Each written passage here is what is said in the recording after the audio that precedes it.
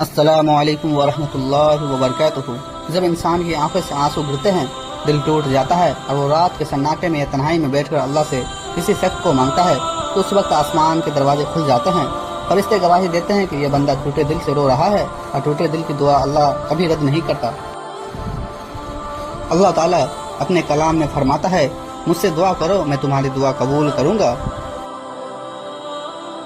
یہ وہ وعدہ ہے جو اللہ نے اپنے بندے سے کیا ہے۔ انسان کسی سے بھی مانگ لے، ہو سکتا ہے وہ شخص نہ دے، لیکن جب اللہ سے مانگتا ہے تو اللہ یا تو وہی چیز دیتا ہے یا اس سے بہتر چیز عطا کرتا ہے، یا پھر اسے جنت کے لیے سنبھال کر رکھتا ہے۔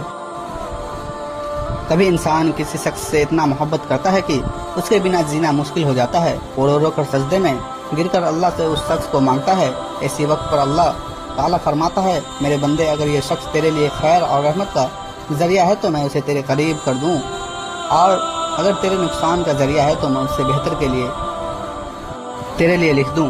حدیث شریف میں آتا ہے کہ اللہ اپنے بندے کی دعا کو 3 طریقے سے قبول کرتا ہے، یا تو فوراً عطا کرتا ہے، یا دیر سے دیتا ہے، یا اس سے بہتر چیز اس کے حق میں لکھ دیتا ہے۔ سوچو بھائی، اگر اللہ وہی چیز دے دے جو ہم مانگتے ہیں اور وہ ہمارے لیے نقصان دہ نکل آئے تو کیا ہوگا؟ اس لیے اللہ ہمیں وہی دیتا ہے جو ہمارے لیے سب سے اچھا ہے۔ جب آپ کسی شخص کو مانگتے ہیں اور روتے ہیں تو یہ آپ کی محبت کا ثبوت ہے، لیکن اصلی محبت وہ ہے جو اللہ سے ہو، کیونکہ جو محبت اللہ کے لیے ہوتی ہے وہی قائم رہتی ہے۔ انسان کی محبت کبھی ٹوٹ جاتی ہے، کبھی اللہ کی محبت کبھی نہیں ٹوٹتی۔ ایک واقعہ آتا ہے کہ ایک بندہ تنہائی میں رو رہا تھا اور وہ کہہ رہا تھا، یا اللہ میں اس سے محبت کرتا ہوں، اسے مجھے عطا کر دے۔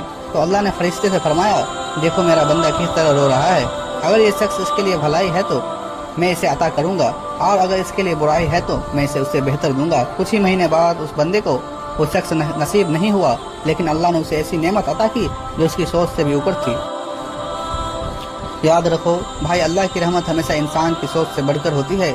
کبھی وہ وہی دیتا ہے، کبھی وہ دور کر دیتا ہے، لیکن جو بھی کرتا ہے اس میں رحمت چھپی ہوئی ہوتی ہے۔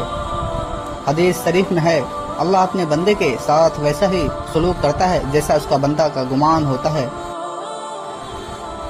یعنی اگر آپ یقین کے ساتھ دعا کرتے ہیں کہ اللہ مجھے وہی دے گا جو میرے لیے بہتر ہے، تو اللہ اسی طرح کا فیصلہ کرے گا۔